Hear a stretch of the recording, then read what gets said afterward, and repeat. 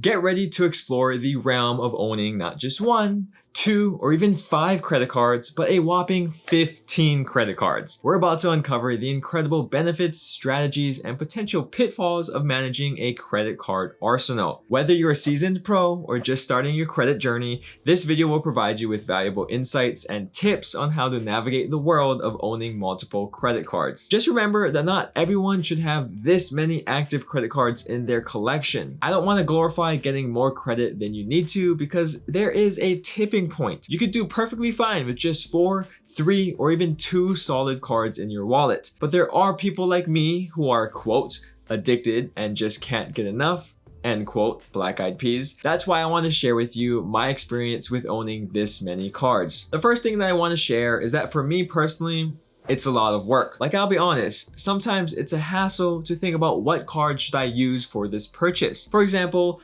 let's say you're going to the grocery store to buy milk. Immediately, I have to think about, okay, which one of my cards will give me the most amount of points? I have my Amex Gold, that's 4x points, which is pretty good. Maybe I should just use that. But wait, what categories are active for the Freedom Flex right now? I think this quarter we might be earning 5% cash back on groceries. But I also think that there is an Amex offer for Walmart purchases.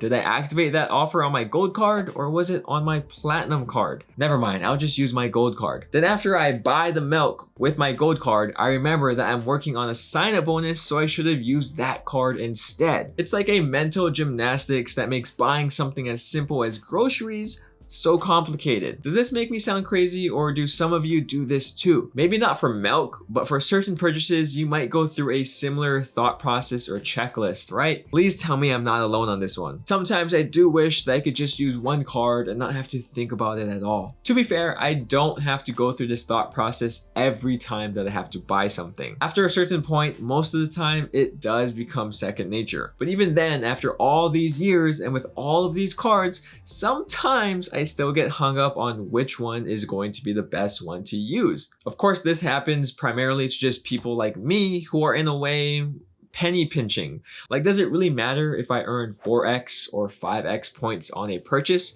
especially if it's something as small as milk? Definitely not in the short run. Yes, there are some ways to prevent this type of problem from happening. You have apps like Max Rewards, or people use a simple Excel spreadsheet, or even the Notes app to keep track of which card to use and when. Those things will alleviate this particular issue, but it's still not as simple as using maybe like 2 or 3 cards and that's it. Also, side note, sometimes it's a hassle to switch between multiple bank apps, or to remember multiple due dates, or to carry multiple cards in my wallet. For some reason, I just don't like using Apple Pay, but maybe I should give it a serious try for once. Do you guys even use mobile wallets most of the time? And a tip about the multiple payment due dates is that I just made all of my payment due dates on the same day every month for all of my credit cards. This may not work for you though, because it also kind of sucks to see like hundreds or thousands of dollars leave your bank account literally all at the same time. Moving on to a less depressing side of owning 15 credit cards,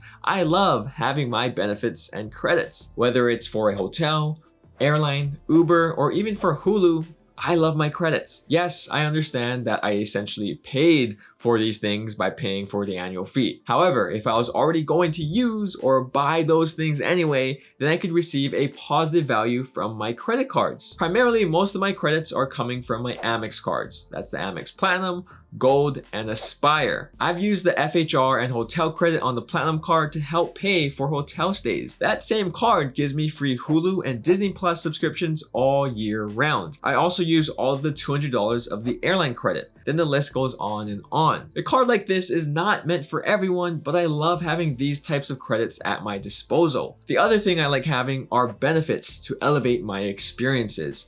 For example, the Hilton Aspire card gives me diamond status and allowed my girlfriend and I to access the executive lounge at Hilton Tokyo this past winter. It also allowed us to eat breakfast essentially for free because of the food and beverage vouchers that come with Hilton status. Hopefully next time though, the hotel won't be as busy, so that same card could help us get upgraded to a suite for free. And speaking of free, who doesn't like staying at hotels for free? Of my current 15 credit cards, 2 of them give me free night certificates to use at a hotel. The Aspire card gives me a free night award that can be used at almost any Hilton in the whole world. Then my Marriott Bonvoy business card gives me a free night certificate that can be used at any Marriott that costs 35,000 points per night or less. That's 2 free hotel nights in a year. I'll take it. And last but not least, I love my airport benefits and credits. It's one thing to go to the airport without lounge access, and it's a whole nother experience when you can enjoy free alcohol, free food, showers, or maybe just a comfortable place to relax in an airport lounge. However, that's only if you aren't stuck waiting in a line or if that airport even has an accessible lounge for you. Although my thought process is that it's better to enjoy things like this every so often when I can, as opposed to never. Also, having free global entry, TSA PreCheck, and clear are pretty awesome as well. But this leads us to another con of the 15 cards that I have. It is heavily travel focused. The thing about that though is I love to travel. I love to explore new cultures and see how the world is lived in other places around the world. And travel credit cards are an important tool to help me do that. However, if I were a cash back person, most of my setup would be worthless. I cannot stress this enough.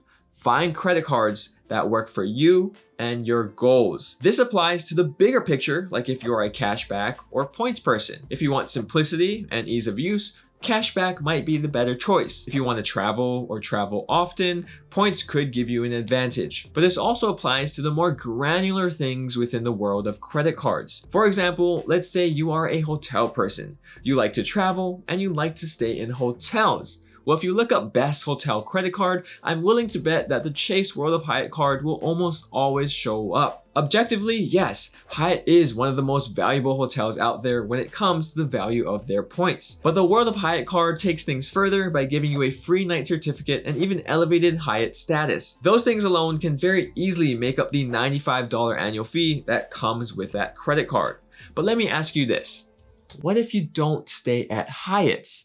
How much would you value that credit card then? Probably not much. That's because it does not work for you or your goals. Luke's Points and Miles always talks about this stuff in his videos. Who cares if you could have gotten 3 cents per point at Hyatt, because at the end of the day, you like staying at Hilton's better. Spencer Johnson also brought up a similar point in a recent video of his where he talks about using points on domestic travel instead of aspirational and maybe even fantasy travel to places like the Maldives. But that's why I have so many travel focused cards. I actually use them to help me with my travel goals. But the moment that I stop traveling, I better hop on my phone to start downgrading or even canceling some of my cards. Now we're going to take a moment to rewind and bring up how I started my credit card journey and a lesson that I wish I learned earlier. This might come as a surprise, but I did not get these 15 cards all at one time. My collection has been growing for over 6 years now when I got my first ever credit card on my own. That card is this Barclays Rewards MasterCard, and believe it or not, I did not actually apply for this card. The real card I applied for was a basic credit card from a local bank called Bank of Hawaii. But after a year or two of owning that card, they discontinued it and said, here you go, you get this card instead. And that's how I got my first Barclays card. This is where I want to share my first piece of advice. From the start of your journey, try to get the best credit card that you can. Personally,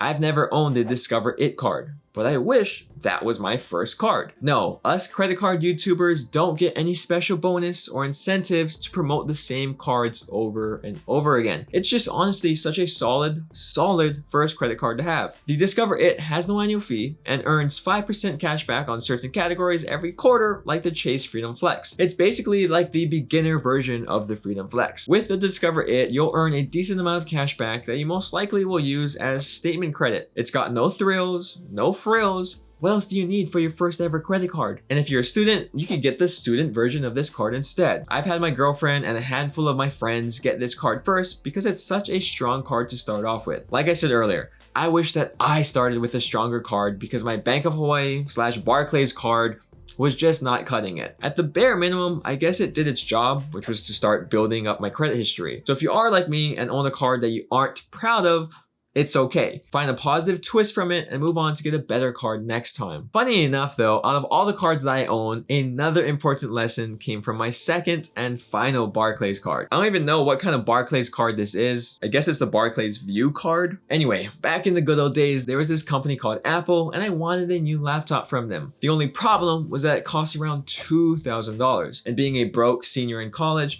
I didn't have $2,000 to spend on a new 15-inch MacBook Pro laptop. However, the very convincing Apple employee told me there's a way to buy this laptop now and pay for it later using something called 0% APR financing. By this time, I was already sold. I thought I could just put it on my existing credit card and somehow not pay any interest on this $2,000 laptop. Boy, was I wrong, and very surprised to find out that I actually just signed up for a brand new credit card. Long story short, it was just another Barclays card that I didn't want.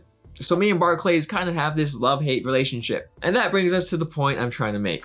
Plan out your credit cards. Very rarely should you just be pulling the trigger and signing up for a credit card on a whim, especially while you're at checkout in a store. Do your research on every card you think you might want. Personally, I like having a list of at least 1 to 2 credit cards that I will be planning to get next. Sure, plans change, or a surprise sign-up bonus offer comes up, but I now never apply for a credit card without making absolutely sure that it will work for me. The reality is there are ups and downs to owning 15 credit cards, and I'm probably going to get more, but this whole credit journey has been a learning experience for me.